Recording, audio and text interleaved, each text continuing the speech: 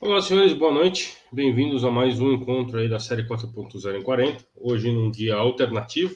A gente costuma fazer as reuniões às terças-feiras, mas hoje, por necessidade de agenda do nosso convidado, nós trouxemos o encontro para quarta-feira. Hoje nós vamos falar sobre logística 4.0, um tema bem atual e bem interessante aí que o Carlos vai falar conosco em breve. Como sempre, né, eu vou iniciar o nosso encontro com uma apresentação inicial do que é a indústria 4.0, e aí logo após eu já apresento o nosso convidado de hoje e a gente parte para o nosso bate-papo. Então essa é a série 4.0 em 40, né, é uma iniciativa do Grupo de Pesquisa em Indústria 4.0 do campus Sorocaba, do Instituto Federal de São Paulo. Para a gente sempre passar pelas revoluções industriais, a gente começa aí no fim do século XVIII com a primeira revolução industrial, que é a utilização da força mecânica e da máquina a vapor, né, substituiu os temas de trabalho manual e de trabalho animal pela força mecânica. A gente tem esse grande paradigma. E também a parte de transportes, principalmente com os trens. Ela criou uma mudança muito grande na sociedade com a introdução da força mecânica, que no início do século XX foi substituída pela energia elétrica na segunda revolução industrial.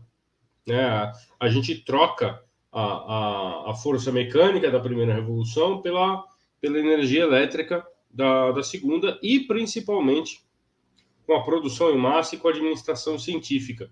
É dessa época que vem as grandes linhas de montagem e todo o sistema de produção e de administração que muita gente ainda usa até hoje, né, principalmente que foi adotado no Japão, né, com pensadores americanos, mas que só conseguiu ser adotado no Japão.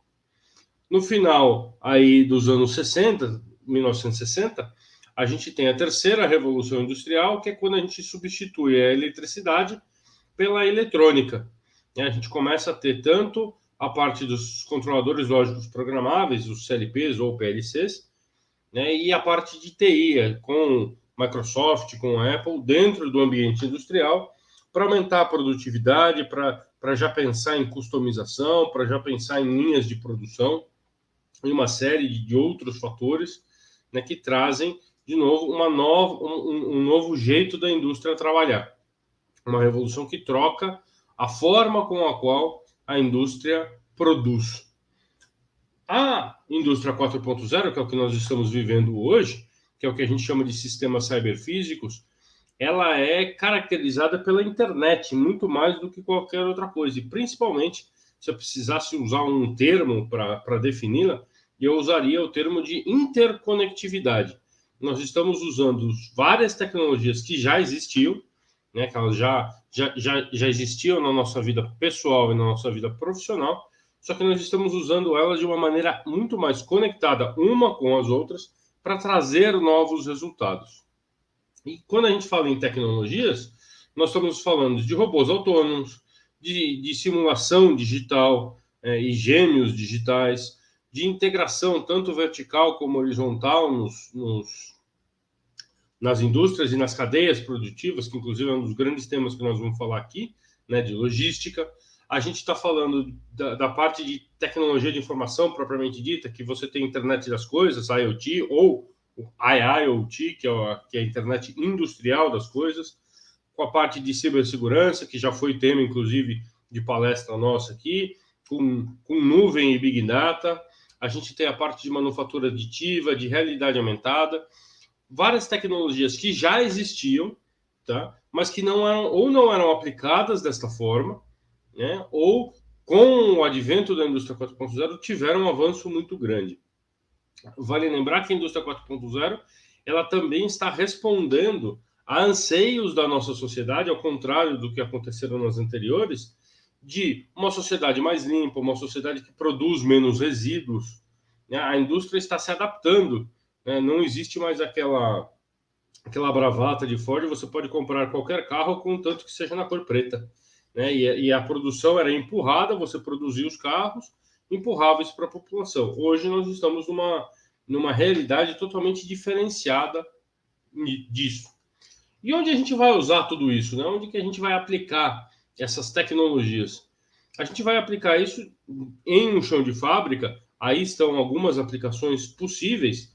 Né? Você tem desde a parte de integração entre homem e máquina, e máquinas com máquinas, para setups inteligentes. Você tem toda a parte de estoque automatizado e sincronizado com veículos autoguiados, alguns inclusive com sistemas de movimentação via câmeras, né? Via não só guiados por trilhos, mas alguns até com sistemas de visão computacional, que também pode ser usado nas linhas de produção. Você tem toda a parte de movimentação flexível de robôs autônomos e colaborativos. A manufatura aditiva, as impressoras 3D fazem grande parte dessa indústria 4.0. Toda a parte de integração da cadeia, né? E aí entra uma parte muito forte de logística, também está colocada, da integração da fábrica com o mercado, e tudo isso numa central de comando, né? Que onde o gestor do 4.0 ele tem acesso a toda a sua fábrica. Vale a pena a gente sempre comentar, né, que como instituição de educação, a gente também tem que se preocupar com as características desse novo profissional. É claro que a parte técnica nunca deixará de ser importante, nunca deixará de ser relevante, mas nós também temos que nos preocupar com outras características, outros soft skills, que eram assim chamados há um tempo atrás, que vão nos permitir trabalhar nessa nova indústria. Né? E aí está uma lista de tudo que a gente colocou através de uma pesquisa do Fórum Econômico Mundial, que mostrou essas informações como sendo necessárias para que o novo profissional esteja disponível no mercado. Bom, com base nisso, eu queria trazer aqui para a tela para conversar comigo o Carlos. Bem-vindo, Carlos. Prazer estar aqui, muito obrigado mais uma vez, Vitor, pelo convite. Um tema assim que eu particularmente sou apaixonado, porque tenho inclusive reforçado assim através da minha comunicação social aqui, que tenho percebido assim, cara, várias ameaças vindo da logística 4.0, dessa iniciativa da indústria 4.0, que estão aqui agora nesse momento já modificando profundamente nossos negócios, cara. E acho que isso é um assunto muito, muito interessante para todos. Só para o pessoal ter mais ou menos uma ideia, o Carlos trabalha só há 20 anos com isso, né, na Prolog. Então, ele tem um pouquinho de experiência para passar aí para a gente do que é a área logística, tanto antes, né, como agora na indústria 4.0. Eu queria começar, Carlos, com uma diferenciação, se é que você poderia passar para a gente de uma forma bem didática, qual é a diferença que você tem visto entre a logística 4.0 para essa indústria que demanda muito mais informação do que era isso na terceira revolução industrial, por exemplo? Nossa, é muito grande a diferença, né? Porque até tu tocou num assunto, Vitor, que eu queria antes deixar claro, assim, me apresentando, né? Portanto, Carlos Menchik, consultor da Prolog, essa aqui é a empresa de consultoria que a gente atua, que o Vitor comentou há mais de 20 anos, e provavelmente o Vitor nos achou pelo nosso canal do YouTube, que é o Ser Logístico, por isso que está na legenda aqui, Ser Logístico Menchik, nome de guerra, portanto, é Menchik. E no canal do Ser Logístico, cara, a gente tem, inclusive, uma playlist sobre logística 4.0, que daí tem horas de conteúdo lá desenvolvido. Para vocês terem uma ideia, o canal do Ser Logístico hoje é o maior canal de conteúdo do mundo na área de logística e supply chain. O segundo canal tem menos da metade do número de inscritos e é um canal no idioma inglês. Portanto, a gente conseguiu aí, através da audiência, aí, uma boa fidelidade lá dentro do YouTube. Chegando no ponto que interessa, que é a questão das diferenças, e eu vou te dizer, cara, eu sou da terceira revolução industrial, né? Somos.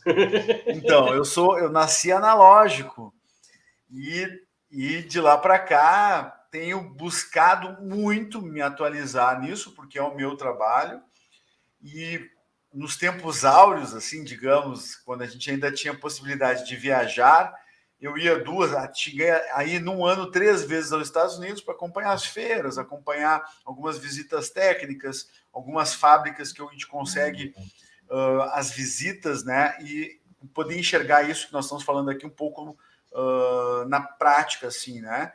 E nos Estados Unidos tem essa facilidade, primeiro, que a galera tem capital para investir, e segundo, a tecnologia é barata.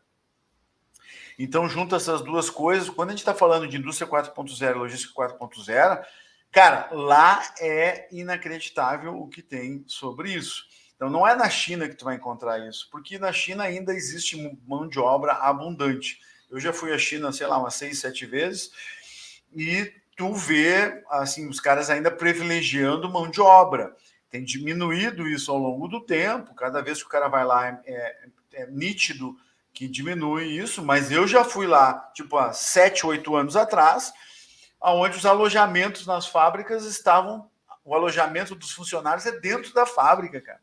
Parece um campo de concentração com arame cercando o ambiente, um negócio assim, bem ruim. Mas isso tem evoluído e esse tipo de mão de obra mais barata tem migrado para outros países lá. Então, nos Estados Unidos ainda é isso. E, de fato, encontro fábricas lá, cara, que, assim, fábricas escuras, que não precisa iluminação porque não tem gente. E com massiva escala de produção, que é um caso clássico, assim, de uma indústria 4.0. Qual é a diferença que eu vejo? No Brasil, cara, eu não consigo assim enxergar de forma tão clara. E é fácil. A tecnologia ainda é muito cara. Mas vou dar exemplos assim, porque eu acho importante, principalmente para quem está estudando, que consiga enxergar a viabilidade desse tipo de coisa no seu dia a dia. Eu visitei recentemente uma fábrica da PepsiCo perto de BH, onde as empilhadeiras lá não tinham pessoas. Eram equipamentos já completamente autômatos, né? Tipo um drone, baixou a bateria, o boneco sai sozinho, vai lá, se encaixa para recarregar por indução e não tem um operador ali. Em 2019, que foi a última feira que eu pude participar nos Estados Unidos, naquela feira que é considerada uma das maiores feiras de supply chain do mundo, aquele ano eles estavam comemorando na feira, que foi a primeira feira que teve mais equipamentos de robótica sendo apresentados do que equipamentos de movimentação e armazenagem de materiais, as famosas empilhadeiras, tá ligado?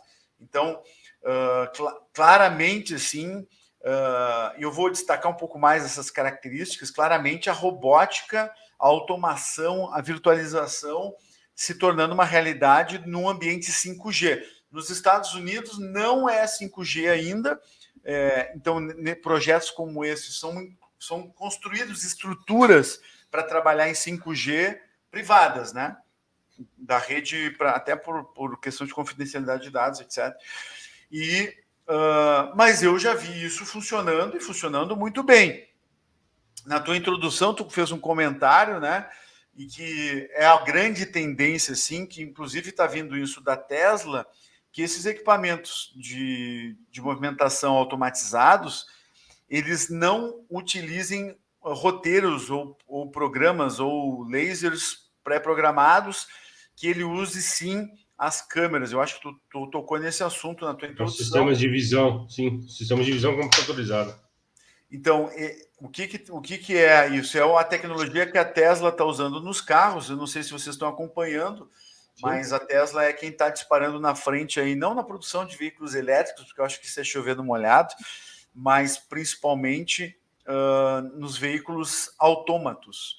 Inclusive na Rússia, Lituânia, se eu não me engano, há umas 2 ou 3 semanas atrás, esteve lá um carro. Olha o ambiente, ou seja, não é nos Estados Unidos, com a educação do povo, com uma infraestrutura maravilhosa, foi na Lituânia, cara, que é uma infraestrutura tão ruim quanto a nossa, eu acho. Se não for pior, né? Se não foi pior, eu nunca fui para lá, não tenho muita noção, mas entendo que os cases de beta teste lá foi por isso, por não ser uma infraestrutura boa, e o veículo em beta totalmente autômato, ou seja, nível 5 de automação, ou seja, o cara pilota sem as mãos. E, cara, funcionando, o cara dirigindo, inclusive tem vídeos no YouTube já, esse cara da Lituânia, um youtuber pegou o carro e foi fazer o teste dele, e andando claro, a gente não entende o russo, né? Então, se o cara está dizendo que estava funcionando bem ou estava funcionando mal, a gente não ia saber nada. Mas eu peguei o vídeo através de um americano que fala russo.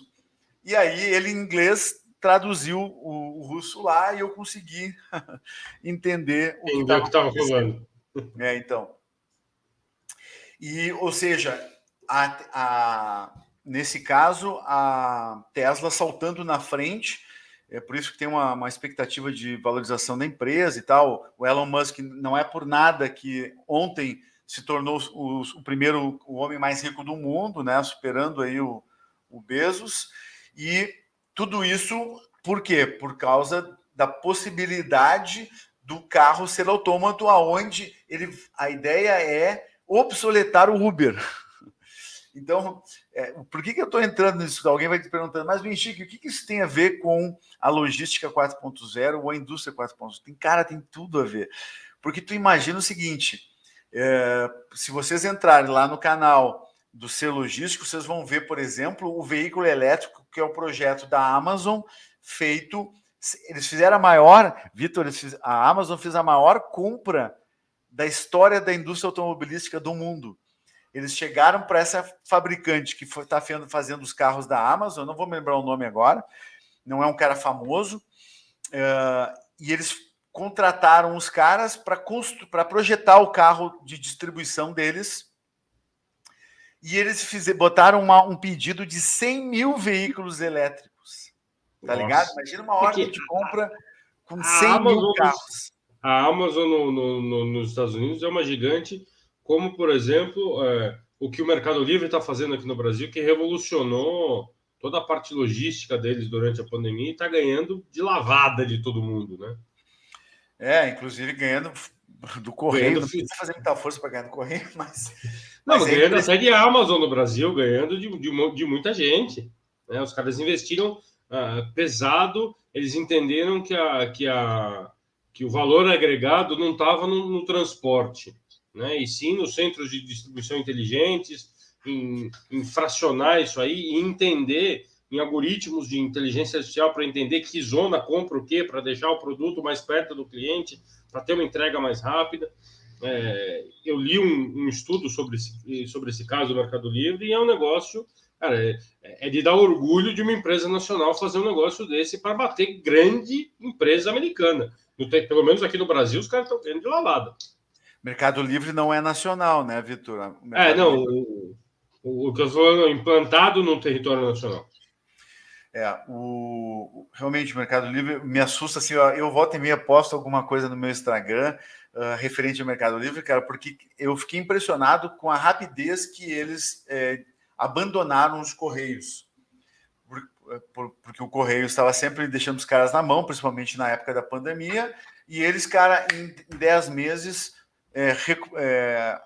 não dependem mais nada do Correio, né? Eles montaram a sua própria frota. E aí veio, só para a gente tentar tirar esse conceito, né? Antigamente o pessoal imaginava como logística empresas de transporte, né? Era aquela empresa que pegava a mercadoria no local A, levava para o local B. Isso era considerado logística há muito tempo atrás.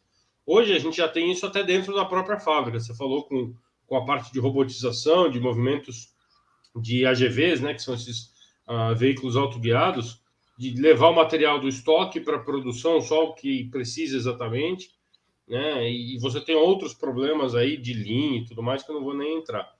Mas para onde evoluiu a logística, além do simples tirar a mercadoria do local A e botar ela no local B? Excelente pergunta, cara. Na verdade, isso me dá a oportunidade de entrar num outro tema que, assim, trazendo um pouco agora para massificar, assim, as operações logísticas que nós estamos tendo, né, no Brasil, é que, por exemplo, os fabricantes de tecnologia voltada para a logística estão bombando aqui no Brasil hoje. Então, empresas de WMS, empresas de estrutura de porta-pallets, empresas de movimentação e armazenagem de material, empresas de tecnologia voltadas especificamente para a área de logística, os caras estão entregando projeto para 2022, março, abril, maio. Vários projetos, vários não. Eu posso parar aqui para pensar se tem algum projeto que não envolva tecnologia dentro da área de logística. Então, o que a gente está vendo?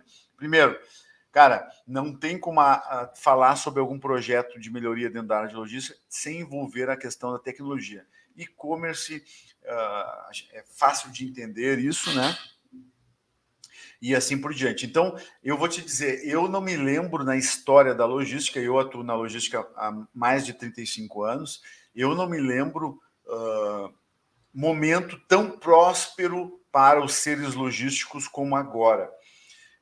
As empresas investindo porque elas perceberam que elas não podem ficar na dependência da mão de obra.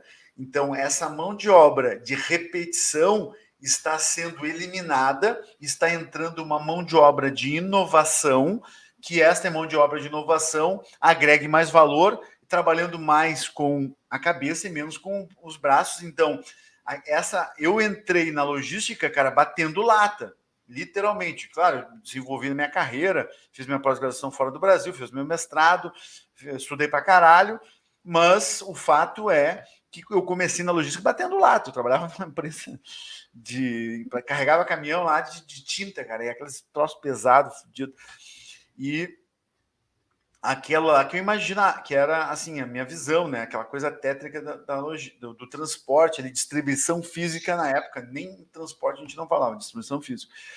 E hoje a gente está falando aqui, cara, em utilizar a automação, simulação computacional, virtualização dos sistemas, mas eu prego todos os dias, tanto praticamente catequizando clientes e seres logísticos, a relevância de fazer os processos não dependerem mais de mão de obra. Exemplo bem prático disso. Por exemplo, vou guardar um pallet dentro do meu CD. Se eu uso uma tecnologia, a tecnologia, o WMS, o Sistema de Gestão de Armazéns, vai dizer para aquele operador aonde ele tem que guardar o produto e não o operador guardar aonde ele quer. Porque quando o operador vai guardar, ele, obviamente, eu faria a mesma coisa, ele procura o lugar mais perto, mais fácil para ele. Ele vai pela conveniência. E aí ele guarda ali. Entretanto, esse lugar que ele guardou provavelmente esteja longe do ponto de consumo que eventualmente tem que ressuprir a área de picking. E aí, cara, ele vai perder muito tempo na parte mais importante das atividades. E aí, assim, entrando nessas especificidades, esse aqui é um coletor de dados, não estou enxergando ainda. Esse aqui é um coletor de dados, esse equipamento custa em torno de $900, por aí. Nesse caso aqui é uma marca chinesa que está entrando forte aí no Brasil agora, várias marcas chinesas, na verdade, e esse é um exemplo de coletor de dados. Então, ele tem um leitor óptico aqui, que vai fazer a bipagem de um QR Code, de um código de barras, e começa aí a digitalizar os processos, diminuindo dependência da mão de obra, que é a grande tendência, que é o que eu aplico, que é o que eu vendo praticamente aqui dentro da consultoria. Casos de RFID com torres 5G, por exemplo, para você saber exatamente o que está em qual lugar, né? Porque você ainda, por mais que você comentou, né, o sistema de gestão pode mandar o operador botar aquele equipamento dentro do armazém, né, num lugar específico, mas você ainda está, como que eu posso dizer isso de uma maneira delicada? Você ainda está... O operador ainda pode fazer alguma besteira, né? Manda colocar ali, mas não coloca, né? E aí depois você tem problemas de inventário, uma série de outras coisas que isso pode dar. Com a RFID, isso que é uma tecnologia de detecção por antena, isso resolveria esse problema, caso você tenha geolocalização desses produtos com precisão. Você já vê projetos desse ou ainda não chegou nesse nível de automação? Cara, eu preciso dar uma ajustada no que tu comentaste. Por exemplo, este coletor aqui, ele tem como objetivo controlar o operador. Então, quando o operador for guardar, ele tem que bipar o endereço. Então, lá onde ele vai guardar, tem o endereço um código de barra. na estante também. Tem um código de barra para ele confirmar e o sistema, é aí mesmo, põe aí. Então, o sistema Estão tentando limitar o erro humano. Exatamente, mas o cara pode... Vou te dar um exemplo bem fácil de acontecer. Eu tenho que botar no 5º nível de altura e o cara põe no 6º ou no 4º por distração, essas coisas. Isso acontece, tá? Isso ainda acontece e aí é treinamento, conscientização e assim por diante, tá? Além disso, cara, existe outra tecnologia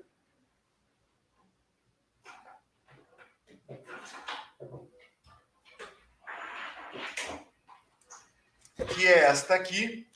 E, assim, para a galera que estiver nos assistindo, que tiver interesse em ter um vídeo mais específico sobre isso, lá no canal de Ser Logístico tem um vídeo sobre RFID, tem um vídeo sobre Picking by Voice, que é esse negócio aqui. Ele é uma inteligência onde o sistema conversa com o operador para o operador não ter que digitar e liberar as mãos. Porque nesse caso aqui, qual é o problema de produtividade? O operador tem que ficar segurando o coletor. Então, ou tem que parar a empilhadeira para ir lá escanear o código e tudo mais. Coisas desse tipo. Então, eu sou apaixonado pelo Picking by Voice para picking, para a atividade de apanha dentro de um armazém, montando um pedido, por exemplo, porque daí o operador ele interage por voz. Uma voz não é uma mulher falando aqui, né? E aí não é Siri, não é Alexa. Não é. Mas aí eu pergunto para o Vitor, tu ia preferir uma voz feminina ou uma voz masculina? Cara, sinceramente, é que normalmente o pessoal acaba fazendo com voz feminina por estudo, né? O pessoal acaba fazendo, mas tanto faz, cara. Tu pode escolher, tá? O que importa é resolver o problema. Eu brinco porque é muito engraçado isso, cara, porque o homem sempre escolhe a voz feminina, mas não tem a ver com o sexo, tem a ver porque ele é acostumado a ser mandado por elas, né? Então a produtividade aumenta. Pode ser também. Então, o sistema pega e traduz em áudio para o operador. Claro, ele não fala a descrição do produto, ele vai tentar simplificar ao máximo a fala para ser mais ágil, e o operador fala e o operador responde, ok, dígito verificador para conferir se ele foi no lugar certo e tal. Então, tem essa alternativa aqui, que ela normalmente é muito mais precisa, porque o operador é obrigado a se concentrar no áudio e na fala. Então, ele não pode ficar tendo conversinhas paralelas e tal, e com isso também a gente ganha em torno de 25% de produtividade com esse tipo de tecnologia aqui. Nossa, uma produtividade baixa. 5% de produtividade, de ganho de produtividade, é um ganho bem significativo, cara.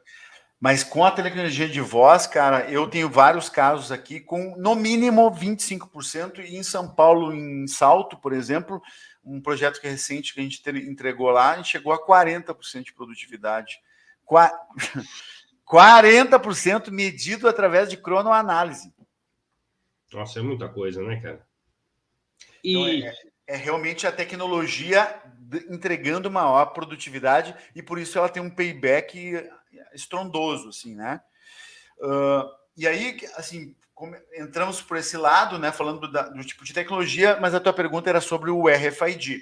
Então, cuidado, o RFID ele não tem geolocalização. Sim, é uma etiqueta. Sim, eu pensei nas duas coisas, tanto a RFID como a geolocalização. Uhum. Então, o RFID, cara, eu já sofri muito com isso. Para ter uma ideia, Vitor, nós somos 4 empresas aqui. Hoje, a Prolog já tem é um grupo, então tem a Prolog Consultoria, que é a da camiseta aqui, Prolog, né? Uhum. Tem a Prolog Human, que é voltado para treinamento e capacitação dos seres logísticos. Para ter uma ideia, hoje a gente tem em torno de 600 pessoas online na nossa plataforma. E temos a Prolog Tech, que distribui tecnologia e automação de armazéns. Esses equipamentos que a gente está te mostrando aqui, a gente efetivamente representa no Brasil e comercializa isso aqui. E aí, cara, o RFID, eu já passei alguns projetos e sofri muito. Por exemplo, na Tramontina, nas panelas, botar tags de RFID. Então, RFID é Radio Frequency Identification, é identificação por radiofrequência do tag.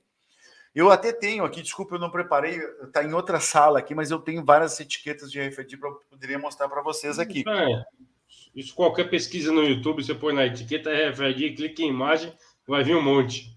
Mas daí eu vou dizer para eles, vão no canal do Silogístico e olhem lá, porque a gente mostra e explica no detalhe. Pai, é um vídeo longo, cara, deve ter uma meia hora de vídeo só falando sobre RFID. E aí, o que acontece? Nessa operação de RFID, em termos de armazéns, cara, é muito raro tu encontrar e normalmente ele não tem custo-benefício válido. Por quê? Porque a tecnologia é muito cara para ter um controle que tu poderia fazer com um coletor de dados de forma muito mais barata, com um nível de erro baixo. Embora o RFID talvez te garanta o inventário em tempo real ali, né? Pensando no armazém, o custo de implantação dessa tecnologia está muito alto ainda.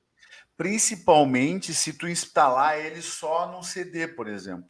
Então, os lugares que tem viabilidade, por exemplo, numa impressora HP, cara, numa impressora HP chega a ter 3 tags de RFID. Por quê? Porque eles integraram a cadeia toda, desde o fornecedor até o varejo com o tag. Então, o custo daquele tag se dilui ao longo da cadeia de suprimentos. Se eu vou botar para gerenciar um armazém, cara, e aí eu tenho lá armazéns em São Paulo, Campinas ali, que tem vários armazéns, ter 50 mil posições de pallets é fácil. Imagina tu ter que botar uma etiqueta em cada endereço, em cada pallet, em cada produto, fica muito caro. E por isso que normalmente a galera abandona isso. Agora, vou te dar um exemplo de prático que eu fiz. As urnas eletrônicas, talvez nem todos saibam, mas uma urna eletrônica, lá em 2009, quando começou essa função de urna eletrônica, os caras já bolaram, já projetaram ela com tag de RFID. O que eu fiquei muito surpreso, né? Pô, os caras realmente fizeram um projeto bala. Entretanto, na operação das urnas não se usava, ou não se usa na maioria dos TREs. O cara certo? Tem a tecnologia, mas não usa. E aí, por incrível que pareça, o Tribunal Regional do Pará contratou a gente para implementar isso no armazém que gerencia as urnas eletrônicas, cara. E é muito interessante, a gente não dá bola para isso, mas eu adoro meu trabalho, porque eu vou em operações que eu nem imagino. Eu já fui em fábrica de dente, para ter uma ideia, operação de urna eletrônica. Quem que imagina um negócio desse? Agora, recentemente, também fui numa operação assim muito inusitada, não está me vindo agora o nome, depois eu comento aqui se me lembrar. É tanta coisa, né, cara? E aí, nessa operação das urnas eletrônicas, o que acontece? Os caras entregavam as urnas e eles, dependendo da pessoa que entregou, numa escola, imagina no Pará, tem até oca de índio, né, recebendo urna eletrônica. E depois os caras dizem, mas eu não recebi a urna, eu não achei a tua urna. Então, a gente fez todo um sistema, incluindo também essa parte de coletores, porque no armazém, toda entrada e saída da urna é por RFID. Então, passou pelo portal, ele está dizendo, está saindo esse RFID e está indo para tal lugar. E quando ele vai no destino, através de um chip de 3G aqui, ele bipa a urna e ele está dizendo a geolocalização onde está sendo entregue a urna para dentro do RFID. E a gente conseguiu ter uma rastreabilidade completa da ida e da volta das urnas. E dentro do armazém, ele tem todo um processo de manutenção da urna. Por exemplo, a bateria. Tu não pode deixar a bateria ser usada só daqui a 2 anos, senão ela estraga. Então, eles têm que montar a urna, fazer ela funcionar, deixá-la em testes.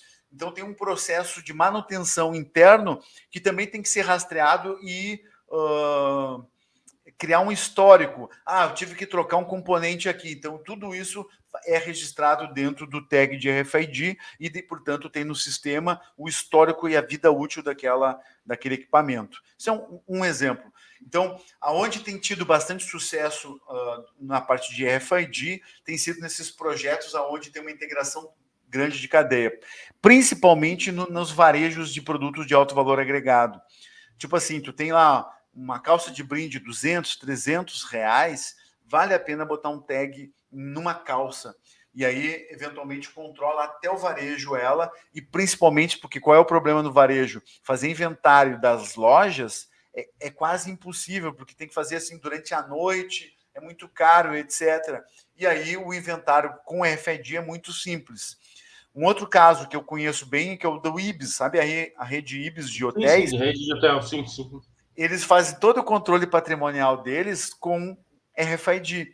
Então, toda a cama, todos os móveis, a traquinana que tem dentro de um quarto lá, cozinha, etc., é tudo com tags de RFID, e eles fazem o controle patrimonial com um leitor de RFID, que é diferente desse tipo de leitor aqui, ele é um pouquinho maior, porque normalmente ele tem, eu não tenho nenhum aqui no escritório agora, mas ele tem uma antena aqui na frente de emissão de radiofrequência, que a antena, ele emite o sinal, ele é ativo, ele emite sinal, o tag recebe e responde através da energia que ele recebeu da frequência.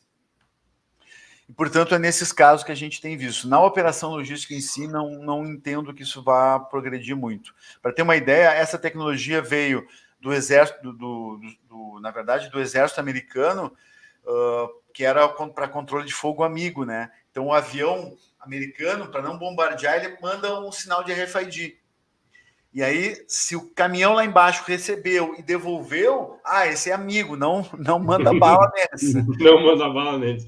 Inteligente. É para isso que essa tecnologia foi desenvolvida pelo exército americano, e aí eles começaram a controlar munição, controlar a mudança de oficiais, toda a movimentação física dos armazéns dele com RFID. E aí chegou num ponto que eles queriam botar isso para cozinha, para alimentos. E aí eles viram que eles não tinham força. Então eles pegaram esse projeto e foram para o Walmart. Walmart, essa tecnologia aqui, coloca nos produtos, no arroz, no feijão, na água e tal, porque a gente quer poder ter o benefício de ter isso para poder fazer a gestão dos nossos estoques com o RFID. E nem o Walmart não conseguiu evoluir nesse negócio. E na operação, assim, isso meio morreu pelo custo. Quando vai botar isso num torpedo que custa $40 mil, cara, bota um tag de RFID ali, os caras não estão nem aí. Agora vai botar isso no saco de arroz, né? Exatamente. Maravilha. Uma questão aqui do Carlos. Essas etiquetas, elas podem ser reaproveitadas ou elas são 100% descartáveis? Cara, tu pode optar ou sim ou não, né? Tu pode usar elas de forma... Oi? Tem os dois tipos ou é uma opção? Isso. Tem dos dois tipos. Tem etiquetas que são descartáveis, tu grava uma vez só e elas não aceitam que tu grave mais. E tem as outras que tu permite que tu vá regravando. Por exemplo, embalagem, que é muito usado. Sabe as carleteiras para a indústria, onde vai ficar ali as peças para montagem? Aquelas caixas ali, muitas delas têm tags de RFID e eles são regraváveis. Então, ele fica regravando uma vida inteira ali. Já uma etiqueta das impressoras da HP, não, cara, tá aqui, ó, eu gravei aqui o serial dela, data de produção, lote, tarará, eu não quero que ninguém mexa. Gravei uma vez, queimei a etiqueta, era isso. Tá, maravilha. Uma questão do Dalton, professor nosso aqui também, né, pensando numa melhoria e maior eficiência dos modais de transporte no Brasil, como que essas tecnologias modernas da indústria 4.0 poderiam ser aplicadas? Eu acho, sinceramente, é Dalton, né? Que já estão, cara. Sinceramente, já estão. Vamos lá. Quando a gente... esse mundo está muito louco, porque às vezes a empresa da gente não está digitalizada, mas nós já estamos digitalizados. Cara, eu acordo de manhã usando o celular. Eu comprei a minha passagem de avião usando o celular. Eu pego o táxi usando o celular. No táxi, o cara está dizendo a rota mais otimizada, porque ele está olhando o trânsito totalmente online. E chego no aeroporto rapidamente. Eu vou fazer um check-in dentro do avião com o celular e vou começar aguardando, o avião tá cheio lá, eu vou ficar estudando alguma coisa via podcast ou algum vídeo no YouTube. Durante o voo, eu não consigo dormir no voo, gosto de ficar, aproveitar para trabalhar, já fico ali botando a minha agenda em dia, fazendo contatos, etc, etc. Cara, então eu trabalho usando o celular direto. Então aqui vocês não estão enxergando, mas eu estou com o meu celular aqui que fica no lado da tela aqui, mostrando algumas coisas, tem uma outra tela aqui, tem uma outra tela ali. Então, eu totalmente online. E o que eu quero dizer com isso? Por exemplo, na última milha, na distribuição da última milha, cara, hoje o GPS, um sistema simples aqui, como do trânsito ali, qual é o aplicativo mesmo? O Waze? Um Waze da vida, obrigado. Um Waze da vida, ele otimiza muito a distribuição e é uma aplicação prática disso. Além de ele te avisar, olha, tem buraco ali na frente. Que para nossa infraestrutura é muito importante. Né? Eu acredito que um desdobramento, talvez, do que o Dalton teria colocado é o seguinte: o Brasil ainda depende muito do modal de transporte rodoviário. Né? E isso, infelizmente, tem um custo muito grande para o nosso país. É possível, com essas tecnologias da 4.0, com essa rastreabilidade, com tudo isso, começar a convencer as pessoas que ferrovia, que hidrovia são tão boas quanto? Não. É uma questão de paradigma muito grande, né? E de infraestrutura. Porque, cara, inclusive, agora em em novembro, Vitor, todas as terças-feiras, às 20 horas, isso é um dos motivos que eu não pude atender as datas, porque às terças-feiras, às 20 horas, a gente faz um aulão dentro do canal do Ser Logístico. O que é o aulão? É algum tema de relevância na área de logística que a gente dá uma aula, não é uma live, é uma aula. Então, agora em novembro, nós vamos entrar com 6 ou 7 aulas justamente sobre isso. Vamos falar sobre ferrovia, pela perspectiva do operador. Então, está vindo o pessoal da Brado, está vindo o pessoal da Rumo, para nos ajudar, a nos ensinar a usar o modal. Por que acontece? Para ter uma ideia, cara, para construir um quilômetro de via rodoviária, custa 5 milhões de reais. Para construir 1 quilômetro de ferro, de vias férreas, de linhas ferroviárias, custa 15 milhões. É 3 vezes mais caro o investimento. Então, o que acontece? A construção, né? Mas depois o custo da utilização... Mas o que acontece? Vou te dar um depoimento meu também. Eu morei no Canadá há muito tempo, foi inclusive eu fiz minha pós-graduação em Chicago, que era perto de onde eu morava em Toronto, e eu podia ir de carro para Chicago, e fiz minha pós em Chicago e morava em Toronto, e eu fui transferido para uma empresa multinacional que eu trabalhava. Aqui no Brasil, eu fui transferido para trabalhar nessa fábrica em Bolton, que é uma cidade assim próxima a Toronto, tá? E aí, eu ficava impressionado. Pô, lá a população é pequena, cara. A população do Canadá inteira aí é 30 milhões de pessoas. Hoje eu perdi um pouco, faz tempo que eu não controlo eles, mas era tipo assim, 30, 40 milhões de pessoas. Cara, só o estado do Rio Grande do Sul, porque eu sou de Porto Alegre, tem 11 milhões de pessoas. São Paulo então tem pouca 40. gente lá. São Paulo tem 40 milhões. São Paulo tem um Canadá, então. Exatamente. E aí o que acontece, cara? Todas as estradas lá não eram com asfalto, eram estradas de concreto. E aí mas por que vocês usam estrada de concreto, né? Na época, assim, né? Ah, não, porque o custo de manutenção é muito menor, então a vida útil do negócio é muito maior, então eu tenho um investimento inicial maior e depois dilui a manutenção, beleza. Ah, que bacana e tal. Aí, como é que é no Brasil? Cara, no Brasil é asfalto. Mas por quê, cara? Porque é muito mais cara a estrada, ela vai te custar a cada 10 anos uma estrada nova. Essa é a estatística que eles me deram na época lá. A cada 10 anos ela te custa uma estrada nova em manutenção. Mas por que se faz isso? Porque o Brasil não tem superávit primário, então ele não tem capital para investir. Então ele faz o que dá. Ele faz o que dá, e que é o mais barato. E o mais barato não é o melhor. Então, eu, inclusive, tenho um artigo publicado e tal sobre isso, dizendo que a gente vive numa disfunção modal, porque pela nossa geografia, pela nossa cultura, de geração de valor aqui é do agronegócio, que é baixo valor agregado, eu deveria transportar em modais de ferroviários e hidroviários, por serem mais baratos por tonelada. E o Brasil transporta no modal mais caro. O rodoviário é o segundo modal mais caro que existe. Então, é uma disfunção modal que é do Brasil, isso. E, infelizmente, é um paradigma assim que a tecnologia não vai mudar, porque o que acontece?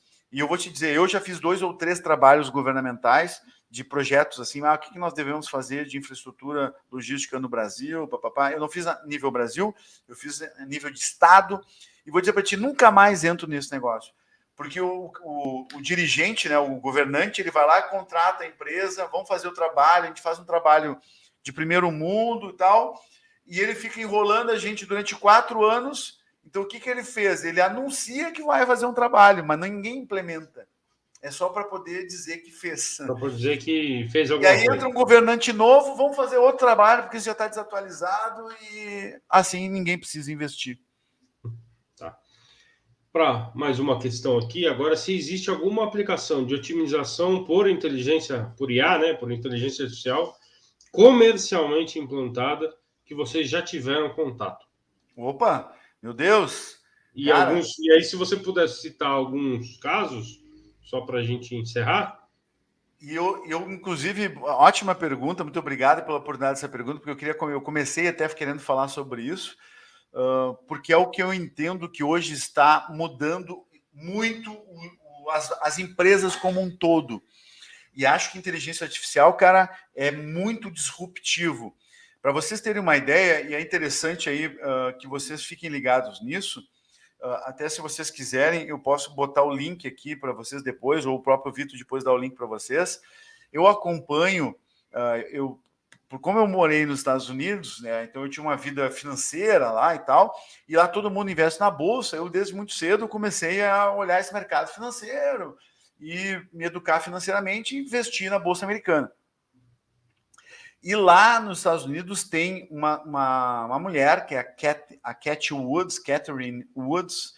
Ela é gestora da maior fundo de investimentos para tecnologias disruptivas, ARK Invest, a ARK de ARK Investments. É um fundo de 48 bilhões de dólares. E esses fundos, como é que eles funcionam? Eles ganham uma beirinha ali do capital. Então, ele tem 48 bilhões de capital que ela gerencia e ela ganha lá 0,4% disso, que é um monte de dinheiro. O que eles fazem com esse dinheiro? Eles investem em pesquisa a nível NASA, assim, de tecnologias de consumo. Qual tecnologia no mundo? Israel, Austrália, os caras reviram o mundo procurando tecnologias que sejam disruptivas, que vão mudar o nosso jeito de viver, e eles fazem essas pesquisas e trazem, e vão lá e aportam dinheiro nesses caras, e vai te dizer, eu sou muito feliz em ter investido nesse fundo, porque os caras crescem assim, tipo 200% ao ano. É um negócio maravilhoso. Quando acerta, acerta bem, né? Cara, então, por exemplo, Tesla, eles são uma das empresas que fez a Tesla crescer. Os caras, né? É um exemplo. E aí tem uma carteira enorme de mais de 40 empresas e tem vários tipos de fundo. Inclusive, tem fundos voltados para aeroespacial, né? Tecnologias aeroespaciais e assim por diante.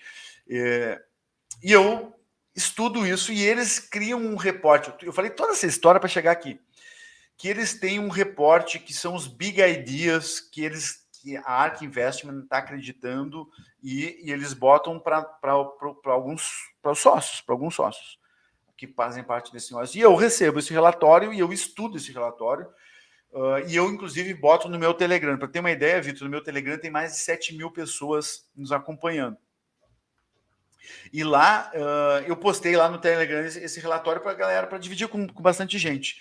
E está centrado na disrupção de hoje até os próximos 15, 20 anos, inteligência artificial como um fator determinante. Porque a inteligência artificial vai fazer o carro autômato, a inteligência artificial vai fazer a questão dos drones para entregas de última milha, que assim vão sair do romance, que é hoje para a prática, efetivamente, ela dá números para isso. A questão da robotização, sem inteligência artificial não tem robô. Literalmente não tem robô. Então, a inteligência artificial é o centro desse negócio. Tá, mas Menchique, aonde tem aplicação prática que tu lida com esse troço? Esta semana, eu acho que amanhã eu tenho uma reunião, não estou me lembrando se é amanhã ou é sexta, amanhã eu tenho uma reunião sobre uma rede de varejo de autopeça. Olha o segmento, varejo de autopeça. Qual é o problema deles? Cara, tem excesso de estoque, está sempre faltando peça. Ele tem muito estoque e, por outro lado, sempre está faltando peça. Como é que eu faço para sincronizar esse negócio? E eles trouxeram esse problema para nós estamos estudando, não sou eu sozinho, eu tenho uma equipe de gente que trabalha nesse negócio, e uma das alternativas é um software que a gente achou de inteligência artificial que trabalha com vários tipos de inputs de mercado, como, por exemplo, safra. A safra tem tudo a ver com o tipo de manutenção da peça que vai acontecer ali, e para predizer melhor a demanda e quanto ele tem que repor de qual peça. Para ele ter mais ou menos uma ideia do que vai ser.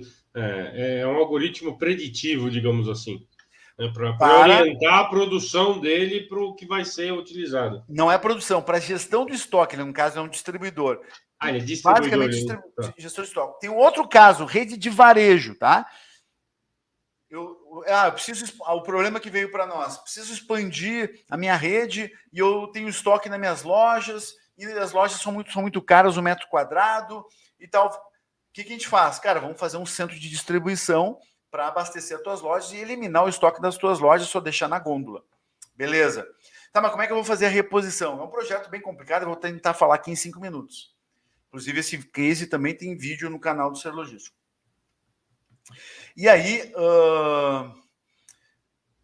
tá, mas como é que eu vou agora reabastecer a loja de forma enxuta? Porque eu tentando no mercado, no supermercado, que é tradicionalmente empurrado, ou seja, eu tenho estoque e vou empurrar para o mercado, eu inverter a lógica, eu quero ser puxado pelo mercado. Sim. O que vende mais se repõe mais. Mas aí o que acontece? Eu tenho que ter toda uma gestão de estoque de várias lojas, com vários lead times, com várias quantidades, com vários estoques, com demandas diferentes, com perfil de público diferente. Então, imagina a complexidade, a gente só conseguiu resolver isso com um software de inteligência artificial que tem um algoritmo porrada por trás, de machine learning, né? Ele vai aprendendo com os resultados e com isso vai melhorando como é que a gente vê a melhora? Diminuindo a falta e reduzindo o estoque. Então ele tem que conseguir baixar o estoque e diminuindo sem que o produto falte na gôndola, né? A ruptura que comercialmente é horrível. Então, qualquer gestor de supermercado faz? Cara, eu não posso perder venda. Então, o que eu faço? Empurra estoque.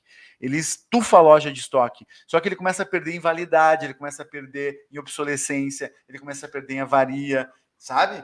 E tem muitas perdas, também tem a ver com o Lean, né? Porque está gerando as perdas de superprodução, né? São claramente identificadas, por isso é tão nefástico a perda por estoque, porque ela afeta várias outras, né? Uhum. E a gente resolveu isso com inteligência artificial, cara. Então, eu tirei 2 exemplos aqui bem práticos que eu aqui, né, Tupiniquim, já estamos aplicando. Existem vários casos. A minha área, mas eu andei pesquisando algumas coisas de IA ligados à manutenção preditiva e eu vi alguns algoritmos fantásticos, coisas que, assim, prevêem falha, prevê utilização de máquina. Claro, não é uma coisa simples de você fazer. Entender o algoritmo, eu acho que é para maluco. É uma coisa que tem... a pessoa precisa ser muito boa de programação, de inteligência artificial, principalmente essa parte de machine learning.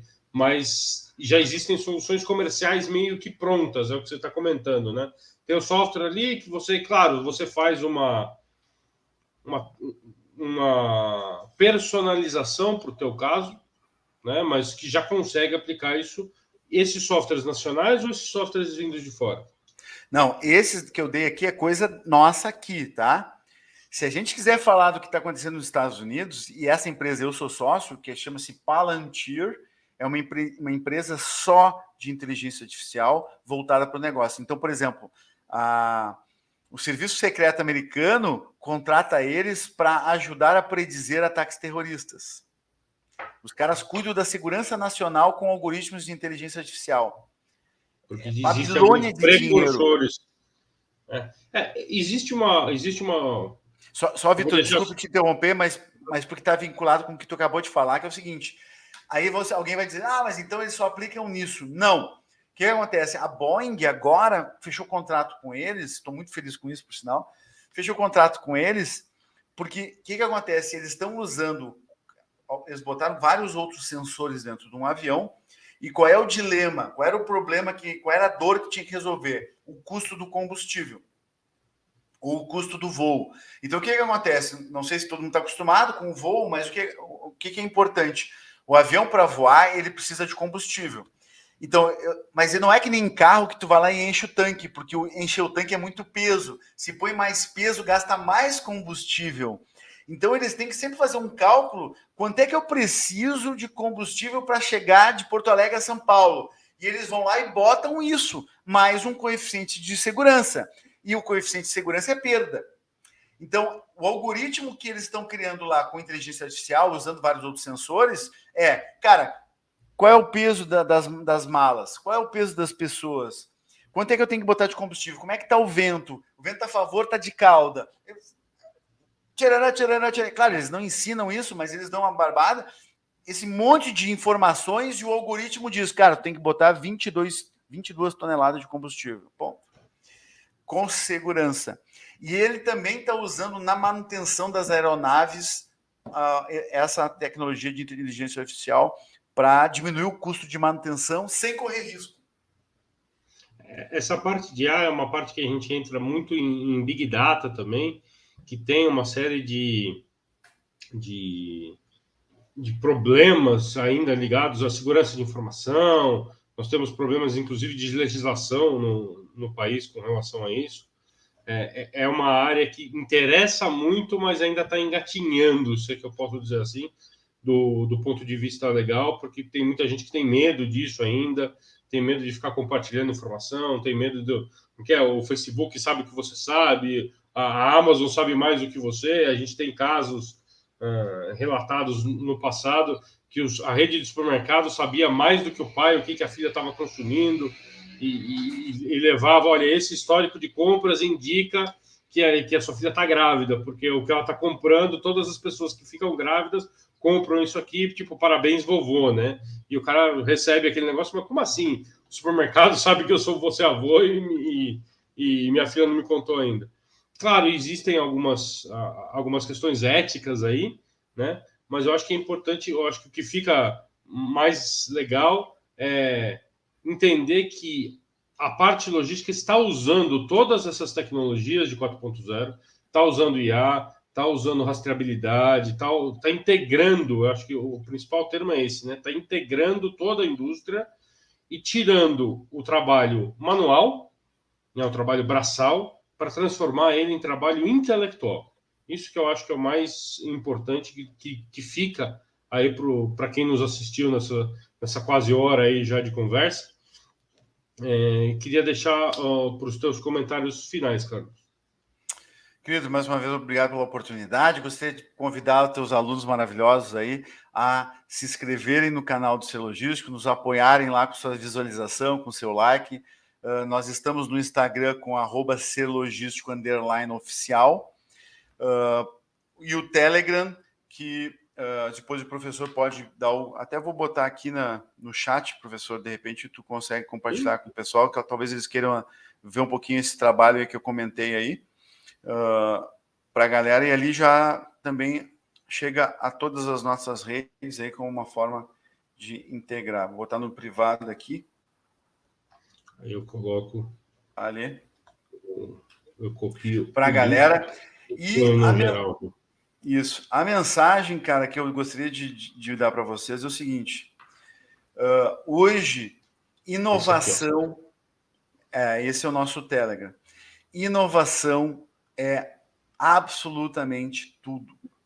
Então, hoje as empresas estão pagando muito dinheiro para quem consegue fazer diferente, para quem consegue sair da caixa, para quem consegue ser um maluco que trouxe uma ideia, que eventualmente uma ideia pode valer $1 milhão. Então, e essa inovação, assim, ela impacta na gente. Eu vou dizer o meu negócio aqui, a gente vem se transformando nos últimos 2, 3, 4 anos totalmente para continuar tentando ser competitivo e ajudar os seres logísticos, ajudar a elevar o patamar da logística no Brasil através da educação, porque, cara, não dá para ficar batendo caixa mais, não dá. E as pessoas que estão batendo caixa são as pessoas que estão perdendo emprego, porque está vindo tecnologias. Uma empresa que é benchmark nisso é o Boticário, né, cara, ou a Natura, especialmente. A Natura, tu vai em CDs lá de 50 mil metros quadrados, tem meia dúzia de cara lá dentro. Meia dúzia. É tudo AGV e tudo automatizado. Tudo mecanizado, tudo automatizado. Caminhão carrega sozinho, descarrega sozinho. Em 3, 4 minutos, carrega e descarrega um caminhão. Um troço, assim, maravilhoso. E eles... mas é caro. Cara, o valor agregado do produto deles, eu acho que ele tem valor é mais agregado do que cocaína, né, velho? Porque um batom deve custar uns 30, 40 reais um batom, né? Aí que essa questão de maquiagem eu não faço a menor ideia de custo, não consigo te ajudar. Mas eu adoro tirar um batonzinho. Gastar batom. Carlos, brigadão por tudo. Fica aí o convite para todo mundo que assistiu a nossa palestra a seguir os canais que o Carlos colocou aí para ter mais informações dessa área de logística, quem tiver interesse. E nos vemos no próximo encontro da série 4.0 em 40, no final de outubro. Até mais, boa semana para todos ainda, bom final desta semana para todo mundo e até o próximo.